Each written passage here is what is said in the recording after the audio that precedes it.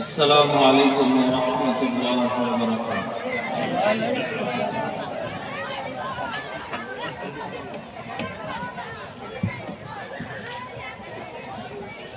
إن الحمد لله والصلاة والسلام على رسول الله وعلى آله وأصحابه وبارك وسلم تسليما كثيرا كثيرا. أما بعد فأعوذ بالله من الشيطان الرجيم. بسم الله الرحمن الرحيم. الرحمن علم القرآن خلق الإنسان وعلمه البيان. وقال رسول الله صلى الله تعالى عليه وسلم: من سلك طريقا يطلب فيه علما سهل الله له طريقا إلى الجنة. اللهم صل على محمد وعلى آل محمد كما صليت على إبراهيم وعلى آل إبراهيم إنك حميد مجيد. اللهم بارك على محمد وعلى آل محمد كما باركت على إبراهيم وعلى آل إبراهيم إنك حميد مجيد. আলহামদুলিল্লাহ, আল্লাহ সুবহানাহু ওয়া তাআলা আমাদেরকে একটা দ্বীনি মজলিসে বসার সুযোগ করে দিয়েছেন। আমরা কিন্তু ওয়াজ শুনতে আসছি। আমরা যদি ওয়াজ শুনতে না এসে দ্বীন শিখতে আসতাম অনেক ভালো হইত।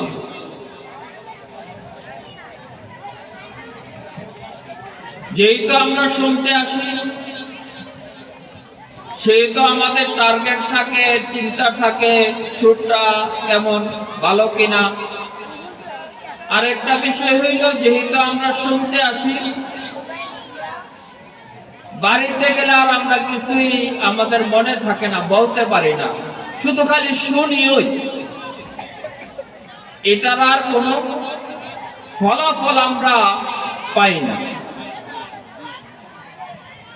যদি আমরা এই দ্বীনি মজলিসগুলোতে দ্বীন শিক্ষা করতে আসতাম, নিয়ত করে আসতাম যে কিছু শিখব, আমল করব, জিন্দেগির পরিবর্তন করব, তাহলে আমাদের জন্য বিশাল সুসংবাদ ছিল। প্রথম সুসংবাদ হইল, আল্লাহর হাবিব বুখারীতে কয়েকবার রিওয়ায়াতটা আনছেন। আল্লাহর হাবিব ইরশাদ ফরমান, কেউ যদি সামান্য ইলম শিখার জন্য সামান্য রাস্তা অতিক্রম করে, তো আল্লাহ সুবহানাহু ওয়া তাআলা তার জন্য জান্নাতের মহান রাস্তা, বিশাল রাস্তা সহজ করে দেন। একটা মাসালা শিখতে ঘর থেকে বের হয়ে ইমাম সাহেবের কাছে গেছেন, এর জন্য আল্লাহ তাআলা মান সালাকা তরিকা ইয়াতলুবু ফীহি ইলমান সাহালাল্লাহু লাহু তরিকান ইলাল জান্নাহ। জান্নাতের রাস্তা সহজ করে দিবেন, জান্নাতের সুমহান রাস্তা তার জন্য সহজ করে দিবেন, যে সামান্য রাস্তা ইলম শিখার জন্য অতিক্রম করে। আল্লাহর হাবিব ইরশাদ ফরমান, মান ইউরিদুল্লাহু বিহি খায়রান, আল্লাহ যার বড় কল্যাণ চান, মহা কল্যাণ চান, বিশাল কল্যাণ চান, ইউফাক্কিহুহু ফিদ্দীন, তাকেই দ্বীনের বুঝ দেন। ছোটখাটো কল্যাণের জন্য ছোটখাটো পুরস্কার অনেক কিছু দিয়েই দেন, কথা বলছেন না? অল্প স্বল্প কল্যাণের জন্য কি কাউকে দন দিয়ে দেন, কাউকে এটা দিয়ে দেন, কাউকে ওইটা দিয়ে দেন। কিন্তু আল্লাহ যার বড় কল্যাণ চান, মহা কল্যাণ চান, বিশাল কল্যাণ চান, ওই ব্যক্তিকে আল্লাহ তাআলা দ্বীনের বুঝ দেন। কথা কি বুঝছেন? আল্লাহ তাআলা যার বড় কল্যাণ চান তাকেই দ্বীনের বুঝ দেন। আর এই দ্বীনের বুঝ গ্রহণ করার জন্য যে সামান্য রাস্তা অতিক্রম করে, এর বিনিময়ে আল্লাহ তাআলা তার জন্য জান্নাতের রাস্তা সহজ করে দেন। ওয়াইন্নাল মালায়েকা লাতাদাউ আজনিহাতাহা রিদাআন লিতালিবিল ইলম, ফেরেশতারা তালিবে ইলম যে ইলম শিখার জন্য রাস্তায় চলে, সন্তুষ্ট হয়ে তার পায়ের নিচে পাখা সমূহ বিছিয়ে দেন। বড় মেহমান হইলে লাল গালিচার সম্বর্ধনা দেয়, পুরা রাস্তায় লাল গালিচা বিছিয়ে দেয়। কি বলেন, দেয় কি দেয় না? মেহমান সম্মানিত হইলে তার জন্য লাল গালিচার ব্যবস্থা হয়। রাস্তার মধ্যেও রাস্তার দুই পাশকে সাজানো হয়, রাস্তার মধ্যে এরকম ভাবে অনেক কিছু দিয়ে তাকে সম্মানিত করার চেষ্টা করা হয়। তো তালিবে ইলম যে ইলম শিখার জন্য রাস্তায় চলে, ফেরেশতাও তাদেরকে তাদের এই মহা মর্যাদা সম্মান দেখে ফেরেশতারা তাদের পায়ের নিচে পাখা বিছায়। এটা আমিও হইতে পারি। আমি যদি মনে করি প্রতি জুমার আমি খুতবার ছাত্র, ইমাম সাহেবের সাপ্তাহিক ক্লাসের ছাত্র, ইমাম সাহেব জুমায় দিন শিখাবে আর আমি আগে আগে গিয়ে দিন শিখবো, আমি সাপ্তাহিক ছাত্র, আমি তালিবে ইলম। আমি যদি মনে করি আমি জিকিরের হালকায় প্রতি সপ্তাহে হাজিরা দিব ইলম শিখার জন্য, আমিও তালিবে ইলম। আমি এখানে সেখানে বিভিন্ন জায়গায় মাহফিলে যাই, উদ্দেশ্য যদি হয় দিন শিখবো, দিনের উপর চলা শিখবো, তাহলে আমিও তালিবে ইলম। আমি যখন মাহফিলে রওনা দিব তো আমার পায়ের নিচেও ফেরেশতারা পাখা বিছাই দিবেন। আমি যখন একটু রাস্তা অতিক্রম করব, একটু কষ্ট সহ্য করব, তো আল্লাহ আমার জন্য এর বিনিময়ে জান্নাতের রাস্তাকে সহজ করে দেবেন। আমি একটা মাসালা শিখব, তো আল্লাহ তাআলা 1000 রাকাত নফল নামাজ পড়ার চাইতে উত্তম সওয়াব আল্লাহ তাআলা আমাকে দিয়ে দিবেন। আমি একটা আয়াত শিক্ষা করব, আল্লাহ তাআলা 100 রাকাত নফল নামাজ পড়ার চাইতে বেশি সওয়াব আল্লাহ তাআলা আমাকে দিয়ে দিবেন। আমি কিছু শিখার জন্য মসজিদে রওনা দিব, তো আমি মুজাহিদ ফি সাবিলিল্লাহ, আল্লাহ রাস্তায় যারা জিহাদ করে আমি তাদের সমতুল্য সওয়াব আল্লাহ তাআলা আমাকে দিয়ে দিবেন। আমরা তো শিখাকে গুরুত্ব দেই না। আমরা পারি আর না পারি, আমাদের মুখস্থ কিছু আমল আছে, বলে বয়ান হবে, একজন আলেম আসছে কিছু কথা বলবে, সে মনে করে আমার তো 6 রাকাত পড়তে হবে। কথা বুঝছেন? তাইলে সে দেখতেছে এখানে না বসে সে ওইখানে 6 রাকাত পড়তেছে, তার মতো আমল করতেছে, তার কাছে ওইটার গুরুত্ব বেশি। অথচ আল্লাহর হাবিব বলেন, তুমি একটা মাসালা শিক্ষা করলা, তুমি এটার উপর আমল করো আর না করো, তোমাকে 1000 রাকাত নফল নামাজ পড়ার চাইতে বেশি সওয়াব তোমার আমল নামায় দেওয়া হবে। আচ্ছা বলেন, আমি 6 রাকাত কেন, 60 রাকাত কেন, 6000 রাকাতও যদি ভুলভাবে পড়ি তো আমি কি কোনো সওয়াব পাবো? বলেন। হুযায়ফা রাদিয়াল্লাহু তাআলা আনহু একজনকে দেখলেন আমাদের মতো তাড়াহুড়া করে রুকু সিজদা করতেছে, নামাজ যথাযথভাবে পড়তেছে না। বুখারীর মধ্যে আসছে রিওয়ায়াত। তো হুযায়ফা রাদিয়াল্লাহু তাআলা আনহু বললেন যে তুমি কতদিন এরকম নামাজ পড়ো? দেখো, তুমি যদি আমরণ এরকম নামাজ পড়ো তাহলে রাসূল সাল্লাল্লাহু আলাইহি ওয়াসাল্লামের উম্মতের অন্তর্ভুক্ত হইতে পারবে না। কথা বুঝছেন না? আমরা জানি নামাজের মধ্যে কিছু ফরজ আছে, কিছু ওয়াজিব আছে। ফরজ গুলা যদি ইচ্ছাকৃত ভাবেও ছেড়ে দেয় বা ভুলেও ছেড়ে দেয়, যেভাবেই ছেড়ে দেয়, ফরজ যদি আদায় না করে তো নামাজ ভেঙে যাবে। সুজদা দিলেও এটা আর কি হবে না, ঠিক হবে না। কিন্তু ওয়াজিব যেগুলো, এগুলা যদি ভুলে ছেড়ে দেয়, তো যদি সুজদা দেয় তাহলে নামাজটা সহি হবে। আর যদি ভুলে ছেড়ে দিয়ে সুজদা দিতে ভুলে যায়, সুজদা না দেয়, নামাজ ভেঙে যাবে। কোনো ওয়াজিব যদি ইচ্ছাকৃতভাবে ছেড়ে দেয়, নামাজ ভেঙে যাবে। তো আমরা কত ওয়াজিব ইচ্ছা করে ছেড়ে দেই। রুকু হইতে সোজা হইয়া খাড়া হইয়া দেরি করা ওয়াজিব। কি রুকু হইতে বলেন, কি রুকু হইতে সোজা হইয়া খাড়া হইয়া দেরি করা? তা আমরা সোজাই হই না, আবার কি সোজা হইয়া খাড়া হইয়া দেরি করা তো দূরের কথা, সোজাই হই না। তো এটাকে আমি ইচ্ছাকৃত ভাবে ওয়াজিব সারলাম না ভুলে সারলাম? তো ইচ্ছাকৃত ভাবে ওয়াজিব ছেড়ে দিলে তো নামাজ ভেঙে যায়। দুই সেজদার মাঝখানে সোজা হইয়া বসিয়া দেরি করা ওয়াজিব। দুই সেজদার মাঝখানে, দুই সেজদার মাঝখানে বলেন না, আরে এগুলা তো আমাদের প্রতিদিনের প্রয়োজন। দুই সেজদার মাঝখানে সোজা হইয়া বসিয়া দেরি করা।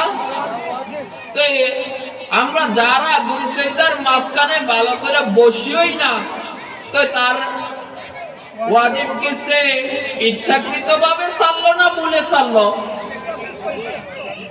আচ্ছা, ইচ্ছাকৃত ভাবে যদি কেউ ওয়াজিবকে ছেড়ে দেয় তো তার নামাজ কি হবে? তো আমরাই আমাদের নামাজের ফতোয়াটা দেই না। এটা ফতোয়া দিতে তো অনেক বড় মুফতির প্রয়োজন নেই। আমাদের অবস্থা কেন? আমরা তো মসজিদে যাই হোক একটু অভ্যস্ত হয়েছি, ইমাম সাহেব আস্তে ধীরে নামাজ পড়ে, আমাদের মা বোনদের নামাজের দিকে তাকাই। আমাদের ঘরে মা বোন আছে না, তো তাদের নামাজের দিকে তাকাই, দেখা যায় এক সেজদা থেকে না ভালো করে না উঠে আরেক সেজদা দিতেছে। রুকু হইতে সোজা হইয়া দাঁড়া, সে খাড়া তো নাই হয়, তো রুকু থেকেই সে সেজদার মধ্যে চলে যাচ্ছে। তো এরকম আমরণ যদি নামাজ পড়ে তো কি হবে বলেন? নামাজে অশুদ্ধ পড়লে নামাজ ভেঙে যায়, এইটাকে আমরা সবাই জানি না? তো আমি তো জানি আমার নামাজ, আমার সূরা অশুদ্ধ, আমি জানি। ইমাম সাহেব বহু আগে আমাকে সতর্ক করছিলেন যে আপনার সূরা ফাতিহাটা তো হয় না। তারপরও কি আমি আমার সূরা ফাতিহাটাকে সহি করার কোনো চেষ্টা করেছি? আরে করেছি। হাজী সাহেব কি জবাব দিব আল্লাহর কাছে বলেন? আল্লাহ যখন কিয়ামতের দিন আমাকে জিজ্ঞাসা করবেন, আব্দুর রহমান, মানুষ তো তোকে বড় সম্মান করত, হাজী সাহেব আগে আগে মসজিদে আসে, হাজী সাহেব জ্বরে তুফানে মসজিদকে ছাড়ে না, হাজী সাহেব 40 বছর 60 বছর নামাজ পড়ে সূরা ফাতিহাটুকু তার হয় না।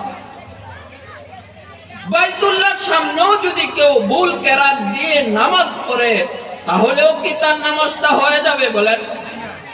হবে? আমাদের এই মাদ্রাসাগুলা, ছোটখাটো মাদ্রাসাগুলো কিসের জন্য জানেন? আমাদের মতো এরকম ভুল যেন না হয়। কত ভাই আল্লাহ রাস্তায় তাবলীগের সময় দিয়ে চেষ্টা করে, কান্নাকাটি করে, 1 চিল্লা দিয়েছে, 3 চিল্লা দিয়েছে, তার অবস্থা এরকম, তাই সে সূরা ফাতিহাটুকু ঠিক করতে পারেনি। কিন্তু তার নাতি আলহামদুলিল্লাহ আন্তর্জাতিক একজন হাফেজে কোরআন, তার ছেলে একজন আন্তর্জাতিক হাফেজে কোরআন, যখন তিলাওয়াত করে না তো মানুষ তাশকি লেগে তাকিয়ে থাকে, এত সুন্দর তেলাওয়াত, কিন্তু হয় না। কেন হয় না? সে ছোটবেলা শিখেছে, আর সে ছোটবেলা আমাদের এই মাদ্রাসাগুলো, ছোটখাটো মাদ্রাসাগুলো মানুষ মনে করে অনেক মাদ্রাসা হয়ে গেছে। কি বলেন, বলে কি বলে না? এত মাদ্রাসার কি দরকার? আরে দিন শিক্ষা করা আল্লাহ তাআলা প্রত্যেকটা মুসলমানের জন্য ফরজ করেছেন। প্রত্যেকটা মুসলমান যদি দিন শিখে, তাদের বাচ্চা বাচ্চারা যদি দিন শিখে, ওই তুলনায় মাদ্রাসা কি বেশি না কম বলেন? আরে বেশি না কম? কিন্তু সবার নজরে লাগে মাদ্রাসা, এত মাদ্রাসা, এত মাদ্রাসা, ওই ব্যাঙ্গের ছাতার মতো মাদ্রাসা।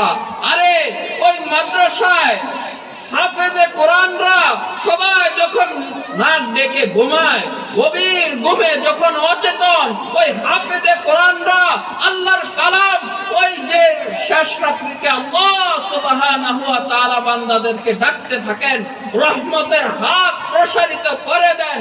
এরকম সময়ের মধ্যে হাফেজে কোরআনরা তাহাজ্জুদ করে, নামাজে তেলাওয়াত করে, ভয় কান্নাকাটি করে, মাদ্রাসাগুলোতে তেলাওয়াত হয়, জিকির হয়, দোয়া হয়। এর বিনিময়ে আল্লাহ সুবহানাহু ওয়া তাআলা পুরো দুনিয়াকে ঠিক রাখছেন। না হয় আমাদের যে অবস্থা, দুনিয়া অনেক আগেই শেষ হয়ে যেত। তাইলে এই সকল মাদ্রাসা আমাদের জন্য কি নিয়ামতের উসিলা? আমাদের জন্য নিয়ামত না, এটা আমাদের জন্য বোঝা বলেন? আমরা আমাদের মতো যেন ভুল না হয়, আমাদের সন্তানরা যেন দিন শিখে।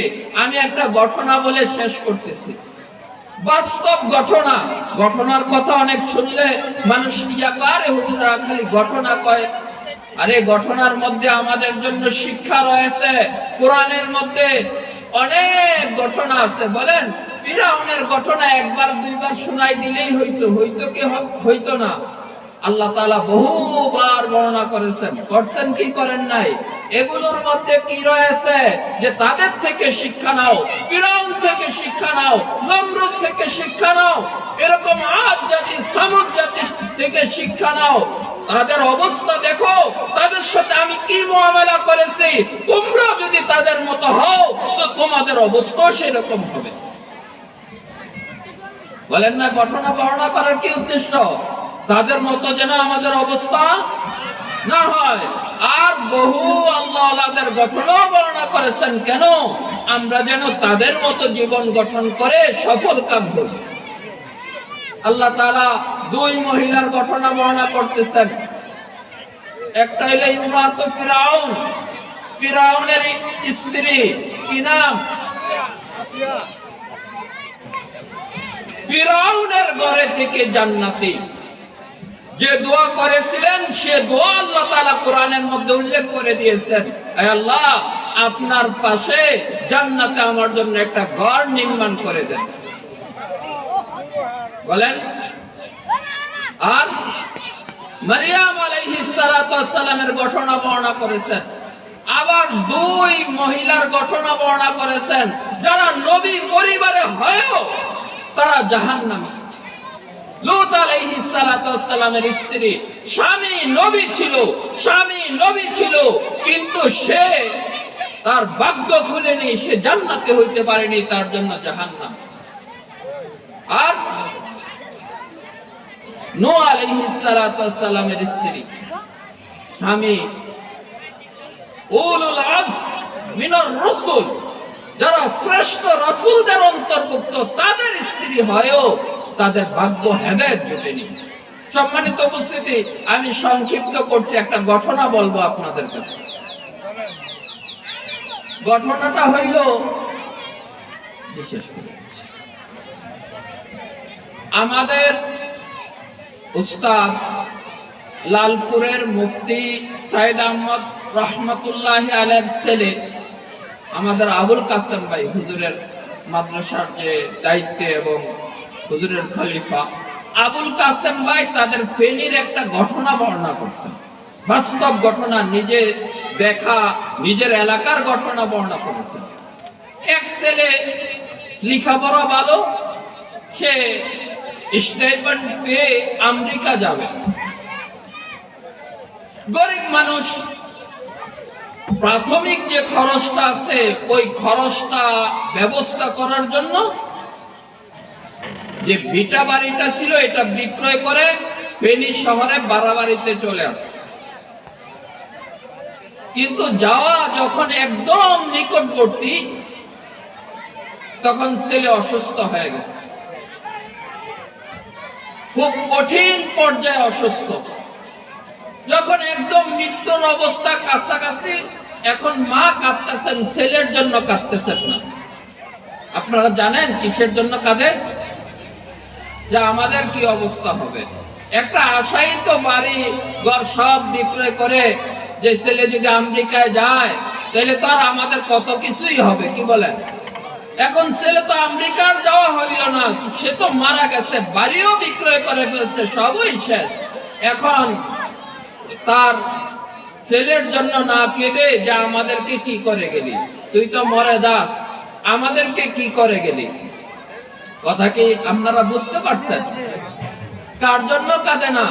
ছেলের জন্য কাঁদে না, নিজেদের ভবিষ্যতের কথা চিন্তা করে কাঁদে। তো ছেলেও বলতেছে, মা শোনো, কে কাকে মারলো? আমি তোমাদেরকে মারলাম না, তোমরা আমাকে মারলে। যে আমি তো মরে যাচ্ছি, কোনদিন তো তোমরা আমাকে এক ওয়াক্ত নামাজের কথাও বলোনি, আমাকে সূরা ফাতিহাটুকুও শিক্ষা দাওনি। এখন আমার মরার পরে আমার কি অবস্থা হবে? দুনিয়ায় থাকতেই অভিযোগ। আমাদের সন্তানরা কি আমাদের জন্য অভিযোগ করবেন না, কি বলেন? আরে করবেন কি করবেন না বলেন না? করবেন তো। আল্লাহ তাআলা আমাদেরকে বুঝার তৌফিক দান করুক। এই মাদ্রাসাগুলো আমাদের কাছে আমানত, এই মাদ্রাসাগুলো আমাদের জন্য নিয়ামত। আমরা চেষ্টা করব বিরোধিতা না করে অন্তত পক্ষে সহযোগিতা একটা কথার দ্বারা হইল, একটা পরামর্শের দ্বারা হইল যেন মাদ্রাসাগুলোর সহযোগিতা হয়, আমরা চেষ্টা করব। আল্লাহ সুবহানাহু ওয়া তাআলা আমাদেরকে বোঝার আমল করার তৌফিক দান করুক। ওয়া মা তাওফীক